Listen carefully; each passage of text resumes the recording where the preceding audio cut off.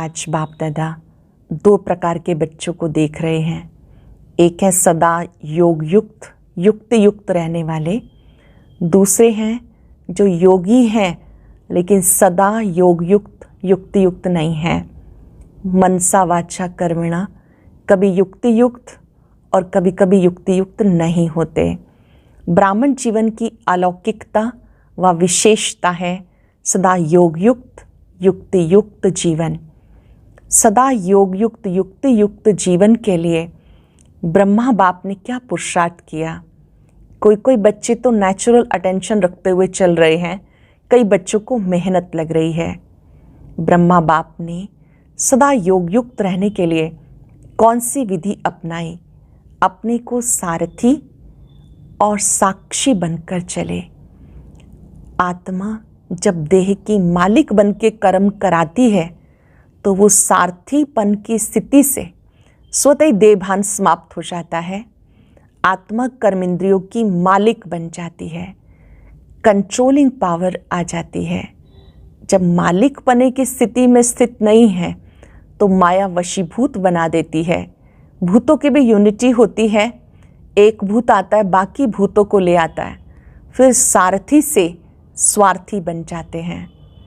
ब्रह्मा बाप ने शिव बाप को स्वयं में स्थान दिया, स्वयं सारथी स्थिति में रहे। ऐसे फॉलो फादर। सिर्फ चलते फिरते ही अभ्यास नहीं, उठते बैठते कार्य करते इस अभ्यास में रहो कि मैं सारथी हूँ, मैं आत्मा इस देह रूपी रथ को चला रही हूँ। यही आत्म अभिमानी स्थिति है। इसी से ही साक्षी दृष्टा बन जाएंगे। साक्षी स्थिति में व्यक्ति देखता, सुनता, बोलता, सब कार्य करता है, लेकिन वो निर्लिप्त रहता है। जैसे ब्रह्मा बाप ने अभ्यास किया, ऐसे ही आप बच्चे सदा योग युक्त रहने के लिए सारथी और साक्षी स्थिति में रहो और बीच बीच में चेक करो, मैं सारथी स्थिति में स्थित हूँ, न्यारा प्यारा हूँ। ऐसे नहीं कि सिर्फ रात को ही चेक करना है, नहीं, बीच बीच में भी चेक करो। चेकिंग भी यथार्थ होनी चाहिए, नहीं तो अशुद्ध संस्कार वार कर जाते हैं, व्यर्थ के संस्कार वार कर जाते हैं। अशुद्ध संस्कार मजबूर करते हैं, शुद्ध संस्कार मजबूत बना देते हैं। सदा उन्नति के लिए, सोन्नति के लिए ये अभ्यास पक्का करो कि मैं आत्मा सारथी हूँ और हर कर्म करते हुए साक्षी दृष्टा स्थिति में स्थित हूँ। जिन्हें ब्रह्मा बाप से प्यार है वो ब्रह्मा बाप को फॉलो करते हैं। मैं निमित्त हूँ और कर्मेंद्रियों से कर्म करा रही हूँ।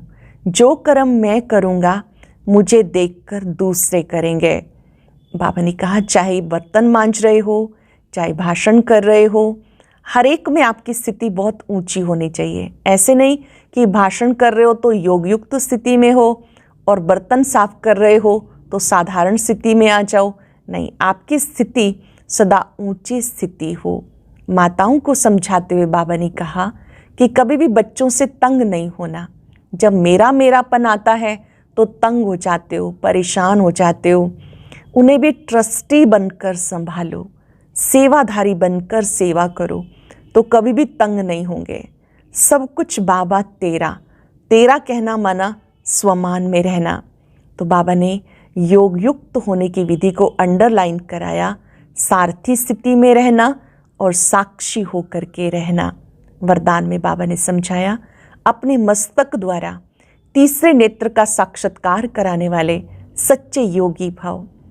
जो सच्चे योगी होते हैं उनके मस्तक में तीसरा नेत्र दिखाते हैं। ये तीसरा नेत्र तब काम करता है जब बुद्धि में एक बाबा, दूसरा ना कोई तीसरा आने से ये तीसरा नेत्र बंद हो जाता है। तो सच्चे योगी बनना है और ये पाठ पक्का करना है, मेरा तो एक बाबा, दूसरा ना कोई।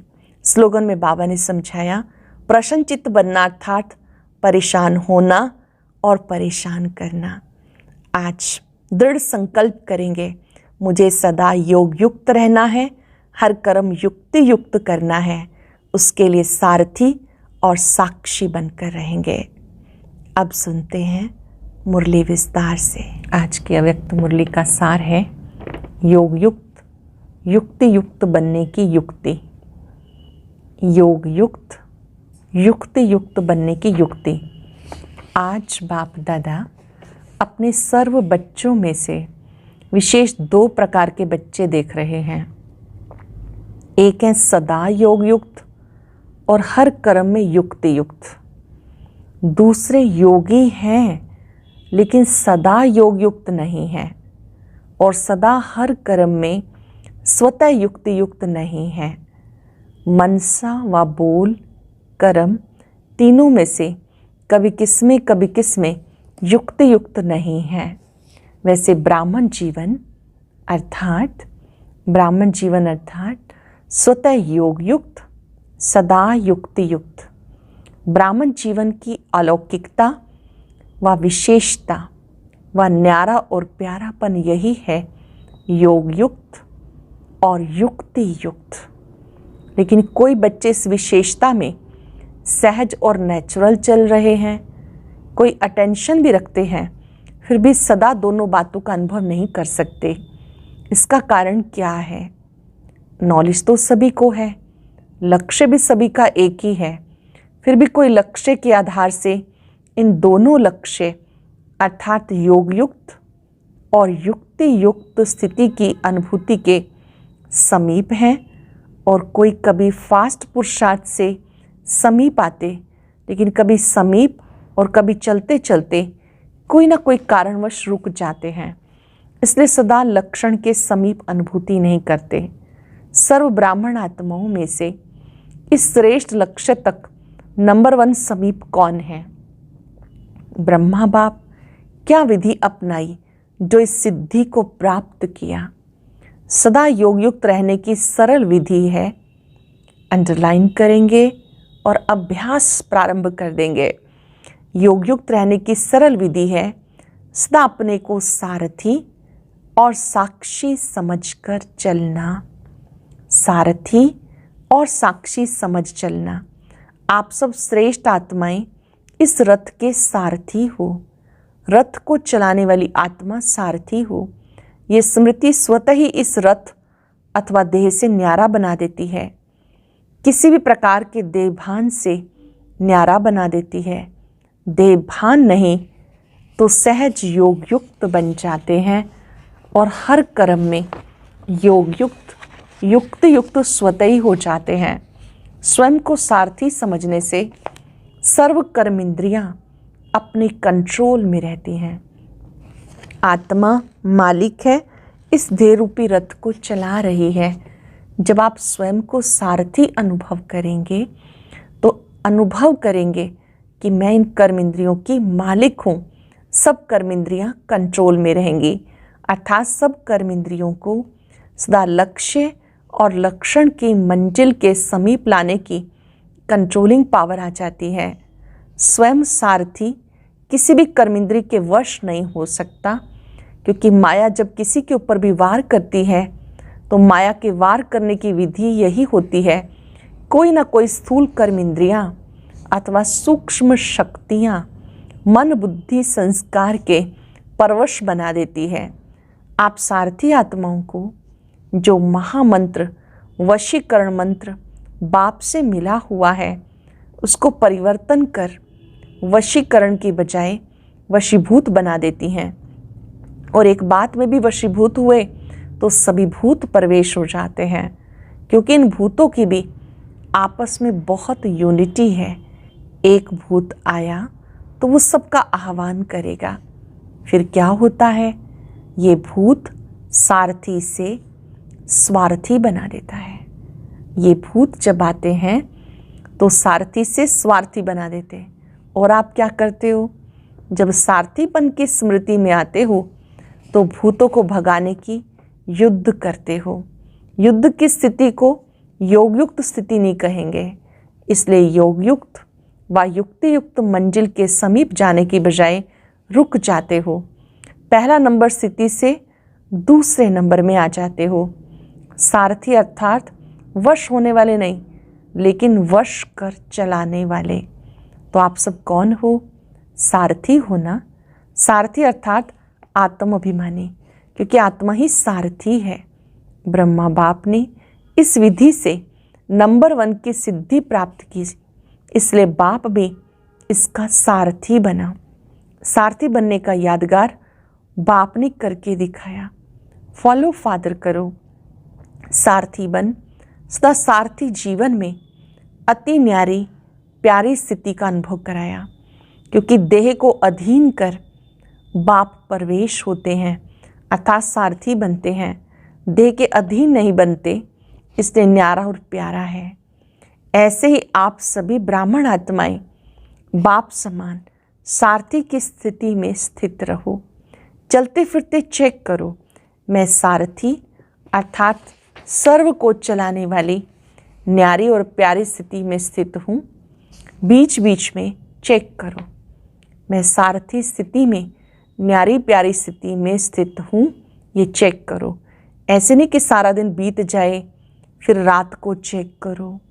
सारा दिन बीत गया तो बीता हुआ समय सदा के लिए कमाई से गया, इसलिए गवा करके होश में नहीं आना। ये स्वतः नेचुरल संस्कार बनाओ। कौन सा? चेकिंग का। जैसे किसी के कोई पुराने संस्कार इस ब्राह्मण जीवन में अभी भी आगे बढ़ने में विघ्न रूप बन जाते हैं, तो कहते हैं ना चाहते भी संस्कारों के वश हो जाते हैं। जो नहीं करना चाहते वो कर लेते हो। जब उल्टे संस्कार ना चाहते कोई भी कर्म करा लेते हैं, तो ये नेचुरल चेकिंग का शुद्ध संस्कार अपना नहीं सकते हो। बिना मेहनत के चेकिंग के शुद्ध संस्कार स्वतः ही कार्य करते रहेंगे। ये नहीं कहेंगे कि भूल जाते हैं या बहुत बिजी रहते हैं। अशुद्ध अथवा व्यर्थ संस्कार हैं। कई बच्चों में अशुद्ध संस्कार नहीं तो व्यर्थ संस्कार भी हैं। ये अशुद्ध व्यर्थ संस्कार भुलाते भी नहीं भूल सकते हो, और यही कहते हो कि मेरा भाव नहीं था, लेकिन मेरा ये पुराना स्वभाव है या संस्कार है। तो अशुद्ध नहीं भूलता, फिर शुद्ध संस्कार कैसे भूल जाता है? तो सारथीपन की स्थिति स्वतः ही स्वोन्नति के शुद्ध संस्कार इमर्ज करती है। सारथीपन की स्थिति स्वतः ही स्वोन्नति के शुद्ध संस्कार इमर्ज करती है, और नेचुरल समय प्रमाण सहज चेकिंग होती रहेगी। अशुद्ध आदत से मजबूर हो जाते हो और इस आदत से मजबूत हो जाएंगे।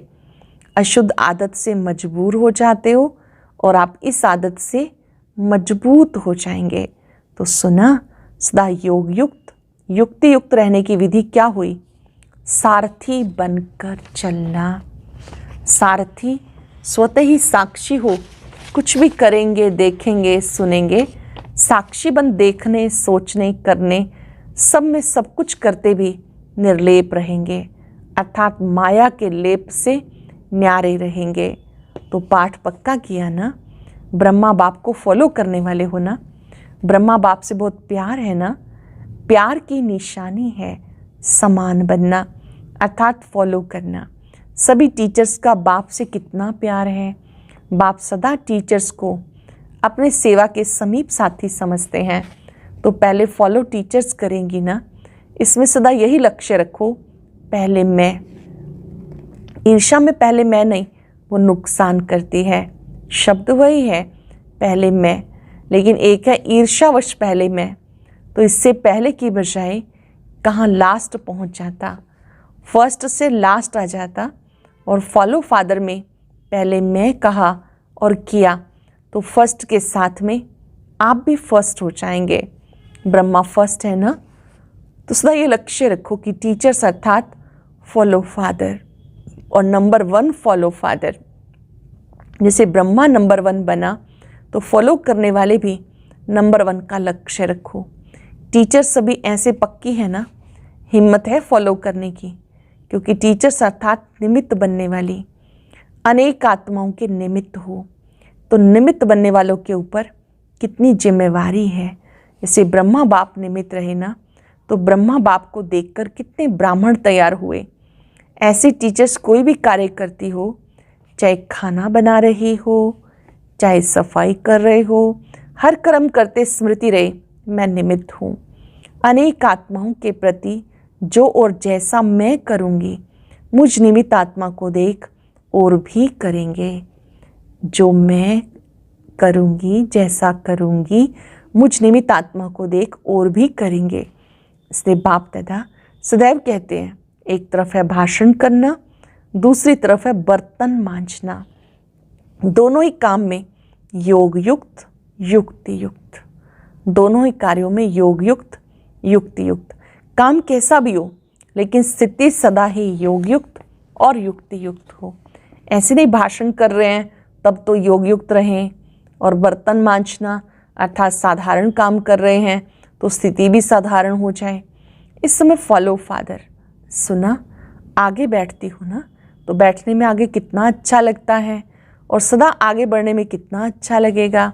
जब भी कोई ऐसा कड़ा संस्कार पीछे करने की कोशिश करे तो ये सीन याद करना, बाबा मिलन का, कैसे कैसे हम बाप दादा से दृष्टि लेते रहे, सम्मुख बैठे, ये सीन याद करना।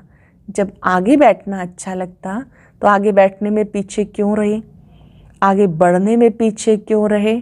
जब कोई बात आए तो मधुबन में पहुंच जाना और अपने को हिम्मत उमंग में ले आना, क्योंकि पीछे रहने वालों को बहुत आएंगे पीछे, पीछे रहने वाले तो बहुत आएंगे पीछे। आप लोग भी पीछे रह जाएंगे तो फिर पीछे वालों को आगे करना पड़ेगा। इसलिए सदा ये स्मृति रखो, हम आगे रहने वाले हैं। पीछे रहना अर्थात प्रजा बनना। प्रजा तो नहीं बनना है ना, प्रजा योगी तो नहीं हो, राजयोगी हो ना, तो फॉलो फादर। अच्छा, फॉरेनर्स क्या करेंगे, फॉलो फादर करेंगे ना। कहाँ तक पहुँचेंगे, सभी फ्रंट में आएंगे। जो भी आए हैं फॉलो फादर कर, फास्ट और फर्स्ट आना। ये नहीं सोचो फर्स्ट तो एक ही आएगा, लेकिन फर्स्ट ग्रेड तो बहुत होंगे ना। फर्स्ट नंबर तो ब्रह्मा आएगा, लेकिन फर्स्ट ग्रेड में तो साथी रहेंगे, इसलिए फर्स्ट में आना। एक फर्स्ट नहीं होगा, फर्स्ट ग्रेड वाले बहुत होंगे। इसलिए ये नहीं सोचो पहला नंबर तो फाइनल हो गया इसलिए सेकंड ही आएंगे, सेकंड ग्रेड में नहीं जाना। जो ओटे सो अव्वल अर्जुन, अव्वल माना अर्जुन, अव्वल माना अव्वल नंबर माना अर्जुन। सबको फर्स्ट में आने का चांस है, सब आ सकते हैं। फर्स्ट ग्रेड है, बेहद है, कम नहीं, तो सभी फर्स्ट में आएंगे ना, पक्का।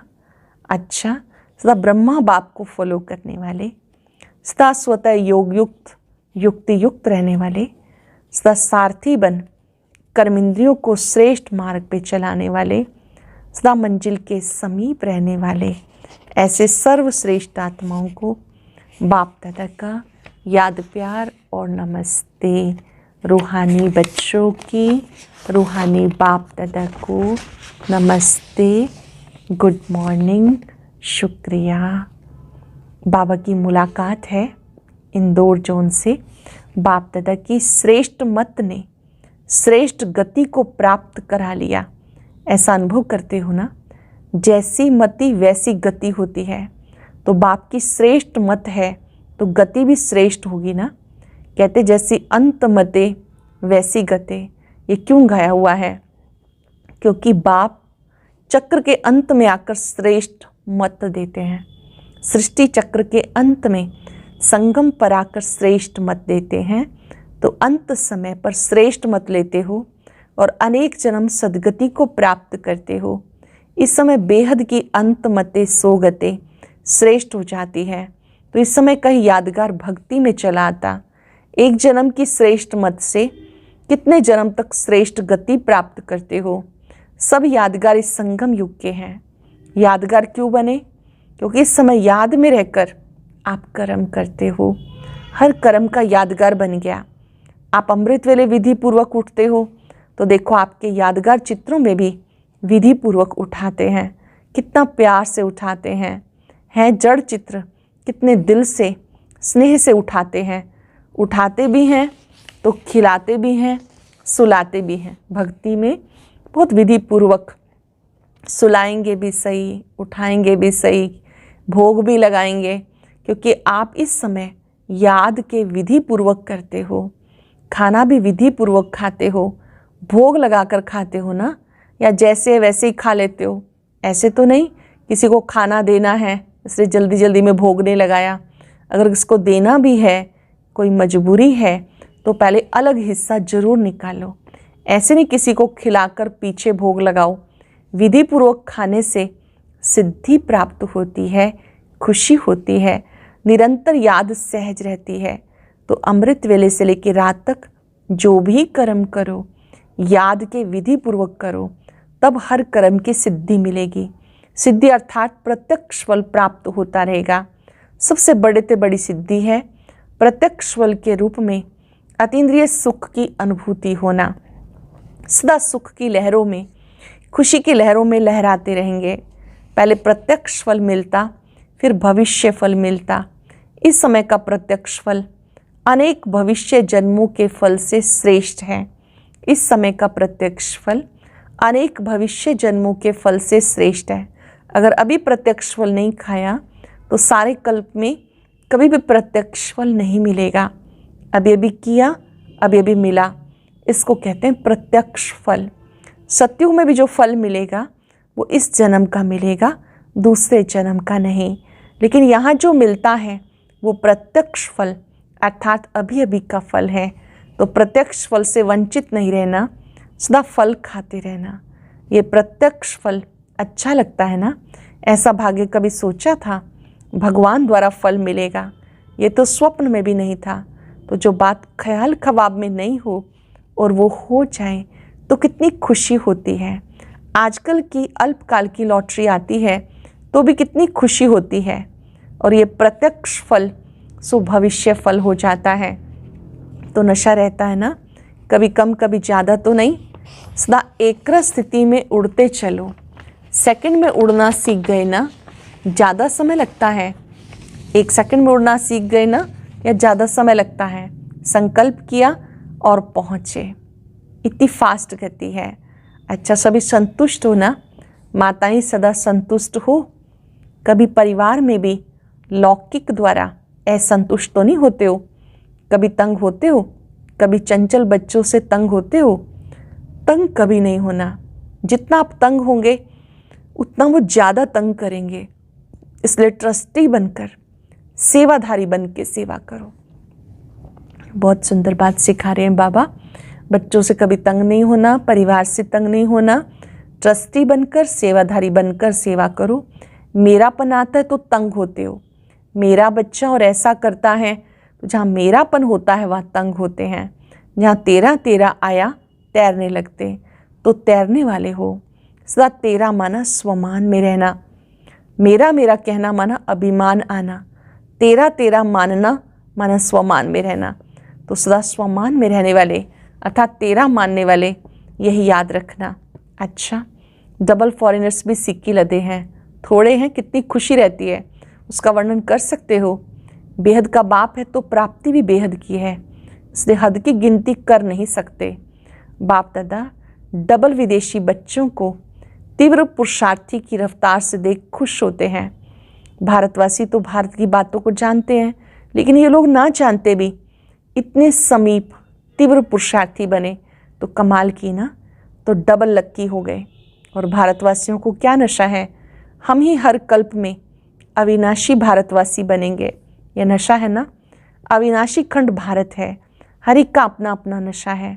सबको भारत में ही आना पड़ेगा और आप बैठे ही भारत में हो। आज का वरदान, अपने मस्तक द्वारा तीसरे नेत्र का साक्षात्कार कराने वाले सच्चे योगी भव। अपने मस्तक द्वारा तीसरे नेत्र का साक्षात्कार कराने वाले सच्चे योगी भव। यादगार में योगी के मस्तक पर तीसरा नेत्र दिखाते हैं। आप सच्चे योगी बच्चे भी अपने मस्तक द्वारा तीसरे नेत्र का साक्षात्कार कराने के लिए सदा बुद्धि द्वारा एक बाप के संग में रहो। ऐसा साक्षात्कार कराने के लिए बुद्धि द्वारा एक बाप के संग में रहो। एक बाप, दूसरे हम, तीसरा ना कोई। जब ऐसी स्थिति होगी तब तीसरे नेत्र का साक्षात्कार होगा। अगर बुद्धि में कोई तीसरा आ गया तो तीसरा नेत्र बंद हो जाएगा। इसलिए सदा तीसरा नेत्र खुला रहे। इसके लिए याद रखना, तीसरा ना कोई। ये बात याद रखना, तीसरा ना कोई। एक बाबा, दूसरा मैं, तीसरा ना कोई। स्लोगन है, प्रसन्नचित्त बनना अर्थात परेशान होना और परेशान करना। जब अनेक प्रश्न उत्पन्न होते हैं तो इसका अर्थ है परेशान होना और परेशान करना। आज हम योग युक्त स्थिति में रहने के लिए अभ्यास करेंगे। मैं सारथी हूँ और मुझे हर दृश्य को साक्षी होकर देखना है। भृकुटी कक्ष में मैं ज्योति बिंदु आत्मा इस देह की सारथी हूँ। सारथी स्थिति में देहभान समाप्त हो जाता है।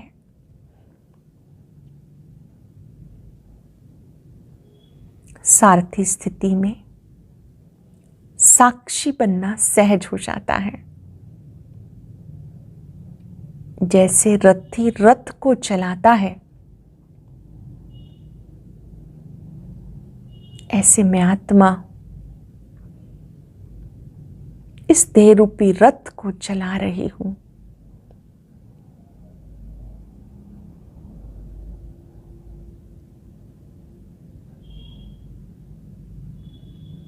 हर दृश्य को देखते हुए साक्षी दृष्टा हो जाए, योग युक्त हो जाए।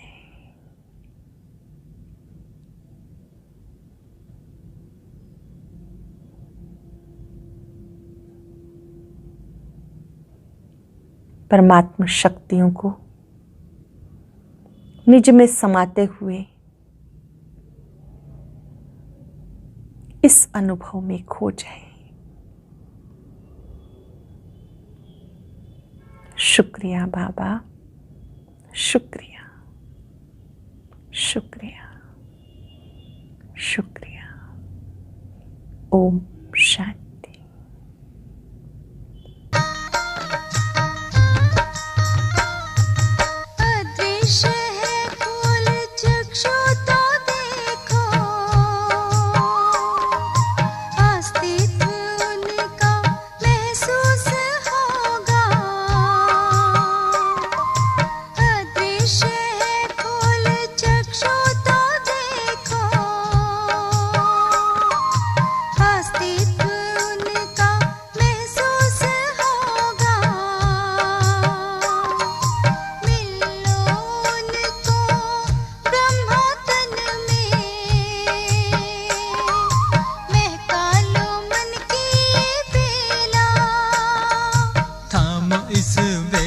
जगा लो विवेक, सारे जग का कर्णधार हो। मुरली की तान बज रही